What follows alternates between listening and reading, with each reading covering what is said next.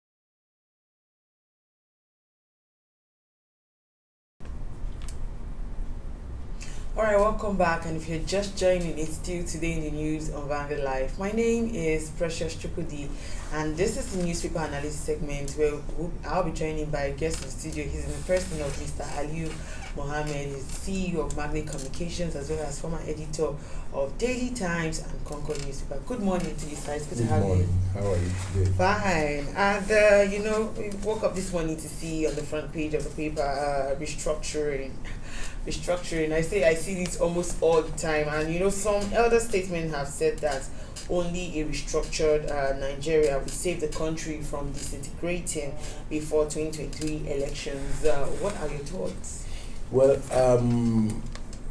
the word restructuring has been one thing that we've been hearing so frequently in these last few months. Yes, because some people feel aggrieved in so many ways. Some ethnic groups believe that the federal system of government has failed, that we are not practicing true federalism. As in, I don't want to start mentioning the names of the tribes that feel agitated, but I'll try as much as possible to explain what the reasons behind all this. Some ethnic groups believe that they've been shortchanged in so many ways, not by not having access to the presidency, not having access to key appointments. They believe that key appointments in some governments are given to some people from a particular tribe. Some people are not satisfied with the distribution of the country's wealth and resources.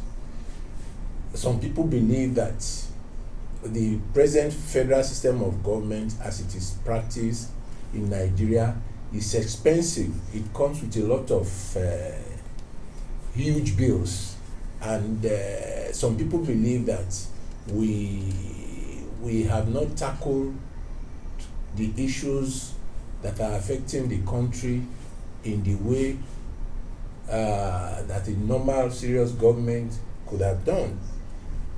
We have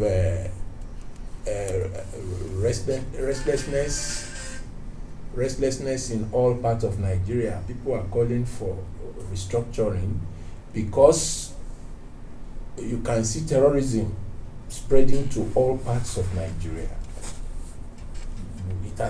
In the past, it was seen as something that was restricted to the northeast, but it is spreading to both the south and the eastern parts of Nigeria.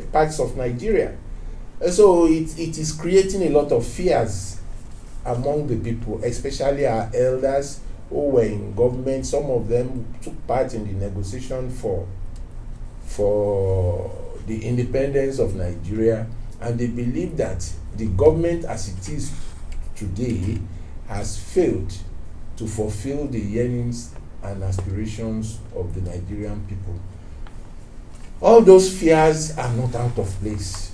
Everybody is giving some kind of solution to how the nation will not break up. I saw that of a revered Reverend Father Pastor Adeboye and all that. He is suggesting some systems of governance like the regional system of government, so to say, and all that. These fears are not out of place, and I think we have come to a stage where we as a nation should sit down and look at the best system of government that will suit the country, and try as much as possible to satisfy all the tribes that makes up the entity called Nigeria. So the earlier we do that, the better. But unfortunately, those in government do not seem to take these calls seriously. I don't know why. They believe that everybody that talks about restructuring is against the government. I don't think they should take it that way. Some of us don't have any other country apart from Nigeria. So there is this palpable fear that the country could go into war, especially because of the terrorism that is all over Nigeria. People cannot even travel and feel safe. If you want to travel now, you have to fast like a week or two before getting on the roads. You are on the roads, you are scared, you are afraid. If you see anybody walking close to your car, you almost want to run out of your car. That is the level that we are in the country now. We don't know which part of Nigeria is safe. Some people have vowed that they will never travel to the northern part of Nigeria again. But terrorism is coming downward to the south and the east. So it creates a lot of fear in the minds of people. And that's why you hear people calling for the breakup of the country. That's a situation where you will need visa to come to the southwest or to the southeast. And then maybe each of those governments in the countries that will come out of Nigeria will be able to control some of the things that the past and present governments have not been able to do. People believe that Nigeria is so big that we need to break up, and then maybe after breaking up we have some seriousness in governance. So it's not a call that is out of place. People are just expressing their concern for the way things are in the country, and it really calls for serious concern. Look at the killings all over, either by SARS, by miscreants called cultists and terrorists. It is terrible. We have gotten to a stage in Nigeria where we don't have respect and value for human lives again. Speaking about the concerns of Nigerians, now, some people have said that they believe that the current structure of government that we operate is not responsive to the challenges that the people are literally facing. Do you agree with them? Do you think that the current structure doesn't favor? You see, we have other countries operating the federal system of governments that we operate, and they are doing very well.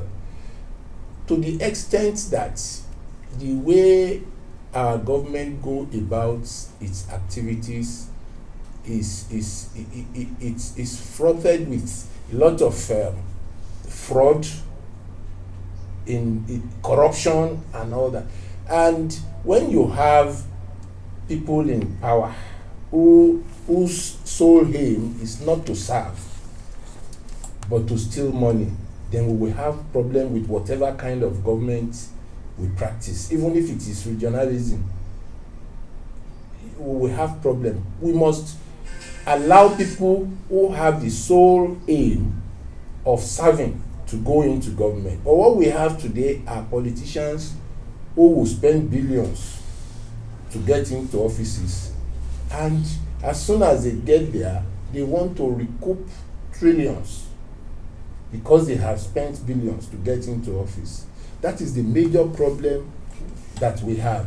I don't see anything wrong in the practice of the presidential system of government or federalism that we practice now.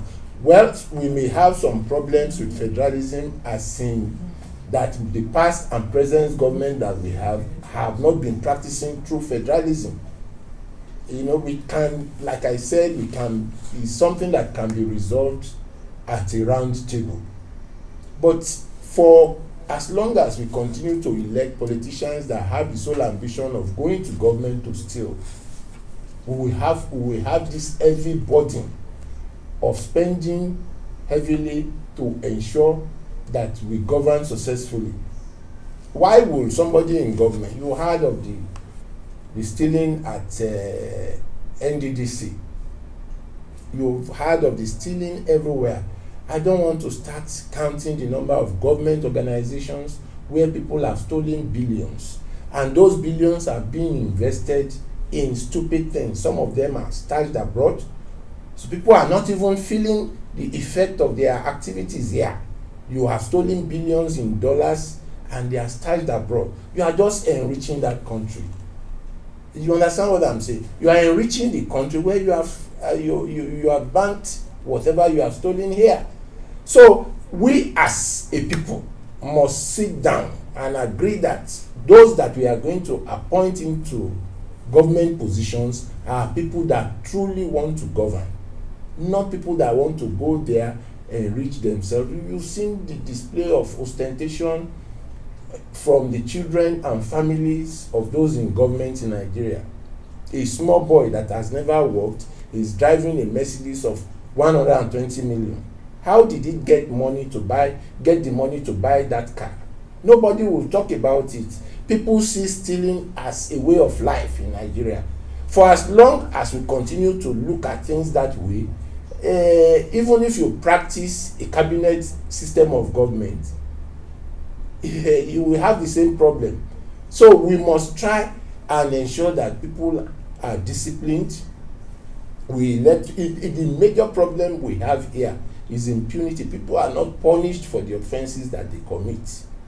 Here you see a man who has stolen billions of naira being given 6 months in jail, and he has already served those 6 months in detention. So he is going out free. And somebody that stole maybe 100,000 or so is getting like 21 years imprisonment. That is not right. We must begin to get things right by electing the right people into government. For as long as we don't get that right, there is no system of government that you practice here that will be successful. All right, there are calls from different socio-political organizations that if the 1999 constitution is not amended, they would also not go to the polls in 2023. Is there a need for the constitution to be amended?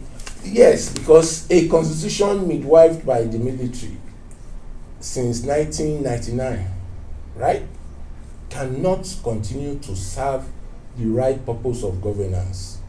Expectedly, we've been in democracy now, the one that we are presently, for how many years? Over 20 years.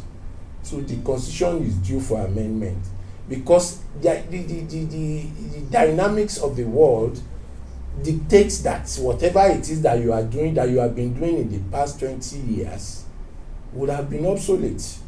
So people should sit down and pay. You see, the problem we have is that we don't pay serious attention to the things that we should pay attention to. How would you leave a 1999 constitution midwifed by a military government, and we've had about 4 civilian administrations? None of them has thought it fit to come to a referendum and amend some parts of that constitution. And they just try to avoid it and leave it for another government. The new government will come and try to avoid that amendment and leave it for another government. For how long are we going to be doing that? It doesn't make sense. So we should get serious if we want a true and progressive federal government of Nigeria. Amend all the aspects of the 1999 constitution that is giving the country a lot of problems. All right, the president, he mentioned that there are enemies of Nigeria who are sponsoring, encouraging discord and anarchy. Now, do you think there are people who are currently benefiting from the current status quo of the country? I want to agree with them, and again I will disagree. Agree with them in the terrorism war in the northern part of Nigeria. We've had that foreign helicopters come, drop arms and ammunition for them. It shows that we have some enemies. But unfortunately, with all the agencies that we have in the aviation industry, nobody has been able to track these planes coming into Nigeria. We've had that these helicopters and planes coming from French-speaking countries. We have so many agencies that can track these the flights that come into Nigeria illegally, and we try to check them, but they have not done anything. So yes, everybody have an enemy or enemies, but what are you doing to check your enemies? Now he is saying that Nigerian enemies are behind all this. What is the government doing to check those enemies?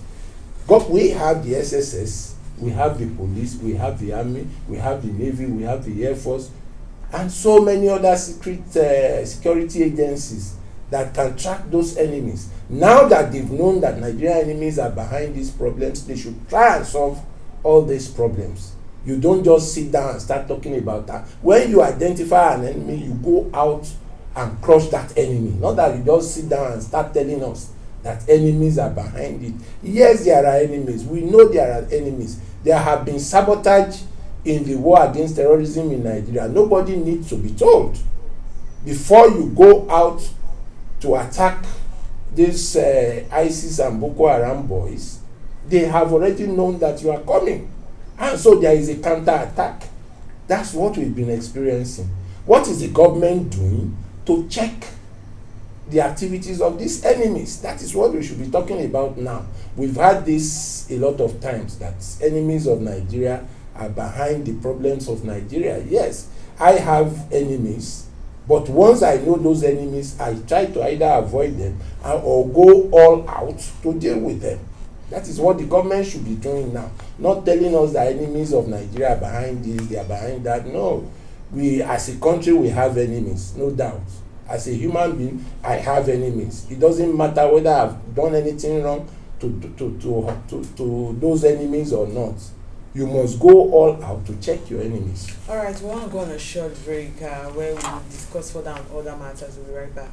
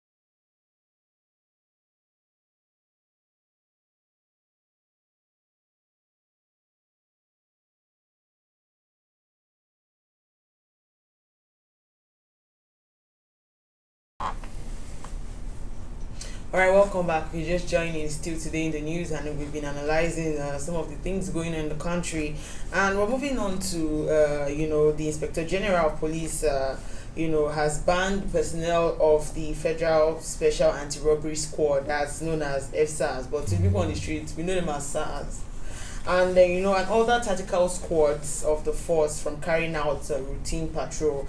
Let's talk about the high-handedness of by some of the personnel of this squad. What are your thoughts on what's been happening of late, because it's been a long time coming? I condemn the activities of members of the FSARS across the country.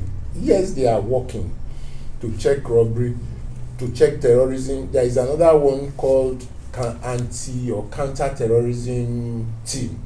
Not only SARS, but I have seen a few of them wearing that anti-terrorism t-shirts all the time, trying to stop people, to check what they are doing and all that. This is not bad, but the truth of the matter is that each time there is a killing, the IG will always come out to say that FSARS is banned from checking phones, is banned from. Which arm of the police is taking steps to check the excesses of these FSARS guys? I have been stopped a couple of times on Lagos roads, and people will look at my car, search and everything, and they will go away. You don't have to kill. When you find somebody with anything offensive, you have a gun, for God's sake. Nobody will want to fight any policeman with a gun. No civilian will want to fight any policeman with a gun. Arrest him. You don't have to shoot. You don't have to kill. But again, what I see is that most of these SARS officers are usually drunk. You see them reeking of alcohol. Why would you give a gun to somebody that is drunk? There must be a serious step to check the excesses of not only FSARS, a lot of policemen in town. There are some moving around Lagos on motorcycles.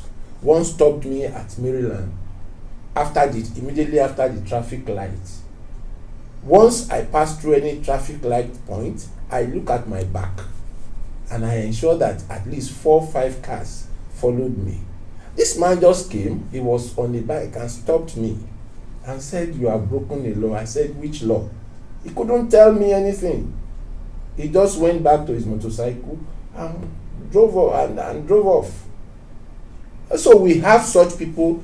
I think there is this escort within the police. They should be alive to their responsibilities and save Nigerians from the excess of policemen, not only FSAS alone. There are some, go to Apapa Road, you will see illegal checkpoints mounted by policemen. They are collecting money from people, motorcycle riders, car owners who can't find their way, car owners who can't resist them. They pay heavily because of the very bad state of Apapa Road.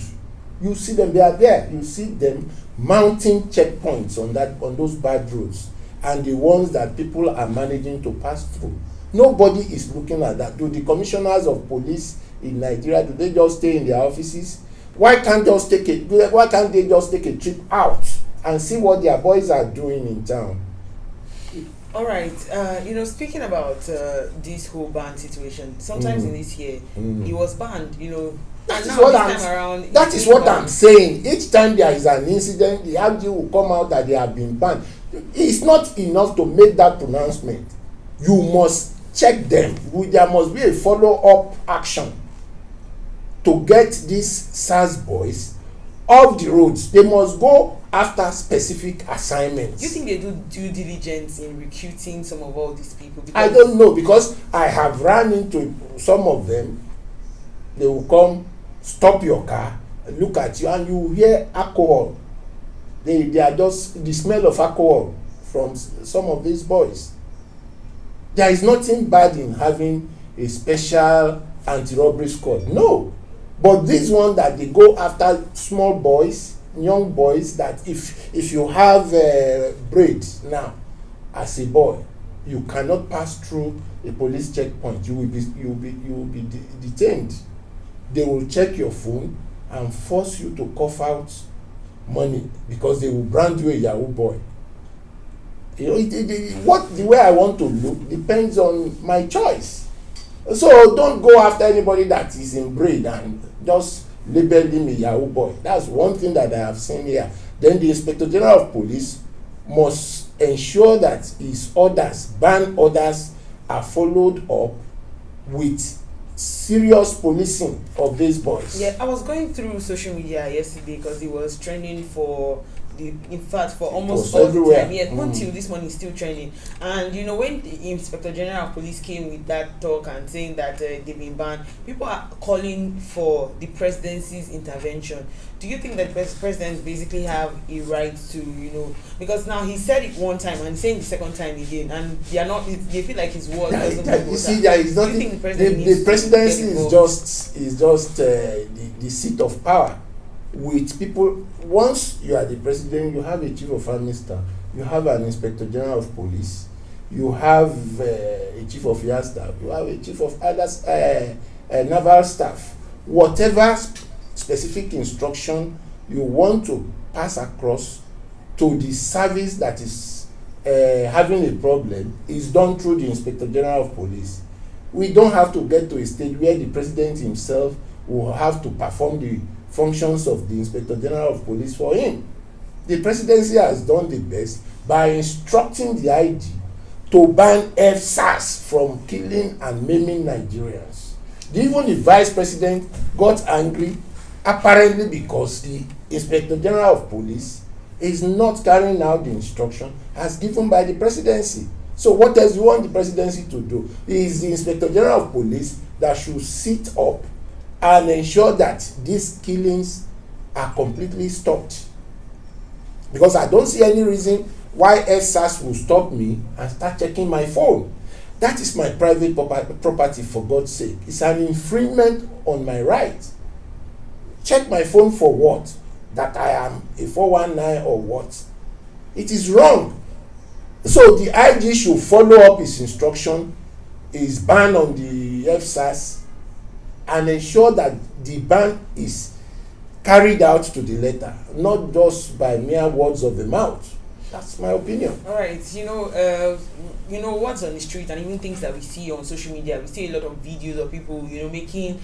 In fact, it's so easy now because all of our smartphones, all you just need to do is to swipe right or swipe left, and you start making a video. Now we see a lot of people who make videos of being attacked by these, FSAS people. We've seen videos of people even being killed, like in videos, and a lot of times we see them come out to debunk it and say, it didn't happen. But these are things that we saw by ourselves. Also, they play it down to the they say that it's the way some of these youths dress, that's how they recognize them and see that, because if you dress well, they probably will not even see you and take advantage of you. But most times that's not always the case, because even people who are well clothed and looking well responsible are being attacked too. So what's your take on that? And do you think that the dressing of a young man or a young woman or anybody should be a reason why they should be stopped by these people? Let me start by the videos that have been taken everywhere. Those videos should be encouraged, because that's the only way to expose these policemen. Because if you don't have any evidence against them, you cannot hold them. They cannot be caught. So I encourage people that are being harassed by policemen, if they have the opportunity of secretly taking the pictures or videos of that incident, it will help to get those offending policemen. Number two, I just said it here, that the fact that somebody has dressed, while I encourage good dressing by anybody, it is not enough to say that because somebody has not dressed properly. Yes, you can stop that person searching. If you find anything offensive with him, yes, he can be arrested, not killed. More so when that person is not even arguing with you. Must you kill somebody, an innocent person that is not arguing with you? It is when they want to infringe on people's rights, like checking phones, checking laptops, that you see those people reacting. Technically. And they follow up that reaction by threatening to shoot them. Or when they want to collect money from those guys, they resist. And when there is such a resistance, they will go ahead and shoot those people. Technically, a lot of times they see, the youth of these days now, things that people of your age then will not want to do are things that they do now, like they color their hair green, red. Some of them even do dreads, and and it doesn't depict them as people who are not useful, but that is how they feel like at that point in time. But these people see it as, once you're looking like that, you are already a perfect example of a Yahoo boy or someone who is doing one fraudulent activity, and for them they feel like they're trying to checkmate cyber crime by checking your phones and whatnot. I keep saying it, that look, I support that an average boy or man, girl or woman should dress properly. But it is not enough that somebody has not dressed properly and you now make him to lose his life or her life. Life is sacrosanct, for God's sake. I am an advocate for good dressing. You must dress properly. Either it is the way people see you that they will treat you. If you are well dressed, they will treat you with respect. If you are shabbily dressed, you will be disrespected. But as much as I condemn bad dressing, it is not enough to say that it is the reason why people must be killed. I have said it here that people resist those SARS boys when they want to extort money from them. How can you ask somebody who is not working to give you 100,000 and you now start negotiating? And some of them stick to that amount that they want, and the boys will now resist. That is what leads to most of the killings that we've had. Or some of them may say, no, you can't check my phone. I had a first-hand experience with them one time. Like on my street, they just came with their bus, packed everybody. Then you now start really negotiating. Shocking. You now start negotiating with them. An innocent man, you have taken him to your station, and label him an armed robber without finding a gun with him. It is senseless. It is unimaginable. What's the meaning of an armed robber? Somebody that carries a gun. But you have taken an innocent man because you are raiding. You just raided everybody, and they are taken to the SARS office, and their families will now have to pay through their nose to get them out. It is wrong. It is bad. All heads of police formations in Nigeria should sit up, and I think some of them should be sanctioned with either total sack or demotion. When those units head realize that when the people under them misbehave, it is going to affect them, and I think they will sit up then. All right, let's move over to what's happening in Ondo State. And there's sporadic gunshots in Akure, where political thugs engaged in bloody clash, which left like 3 persons with serious gunshot injuries. What can you say about the pockets of violence happening in Ondo State just 5 days to the polls? Just like we had in Edo State before the election. People see election in Nigeria as war, and I keep saying that it is wrong. Election should be a means of changing or re-electing a government. Why would you kill people because you want to go into government? I said it. It is part of the structural problem we have in Nigeria. Electing the wrong people into government, electing people that have spent a lot of money on elections into government. If I have spent close to 10 billion on an election, do you think I will get into that office and not want to recoup my money before anything? It will be wrong. So I think it is the people that have this choice of getting the right people into government. Why are you desperate to go into the government house of a state if you truly want to serve? Must you kill all the people you are coming to serve? So we as a people must sit down and agree that, look, those who engage in violence will not be voted into office. If you engage in violence, if you kill anybody in the process of campaigning for an election, it becomes obvious that you are desperate to get to that office. And if you get there, you are not going to do anything but to loot the treasury. It is a man that has spent so much money on an election that becomes desperate to get there. And you see them when they lose, especially those who have spent billions, when they lose their elections, they either fall sick and travel out of Nigeria or go into oblivion, because some of them have sold houses, they've sold cars, they've sold their companies to contest election. Why must you sell your house to contest election?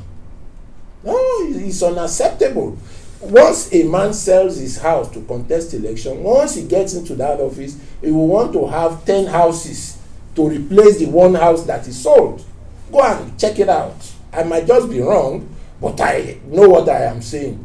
So we as a people must decide not to vote in anybody that exhibits violence during campaign, because once he gets into office, he's certainly not going to rule. He's going there to steal. That's the only way we can stem violence during election. All right, thank you so much, Mr. Ali. It's been very insightful talking to you this morning. Mr. Ali Mohammed, former editor of Concord newspaper and Daily Times, as well as CEO of Magnet Communication. Thank you once again. Thank you. All right, remember that you can equally like, share, and subscribe on all our social media platforms showing on your screen. As well as you want to find out up-to-date stories, you can go on our website, www.vanguardangel.com. Till I come your way next time, of course, I remain Precious Chukuli. Thank you for watching and have a fantastic day.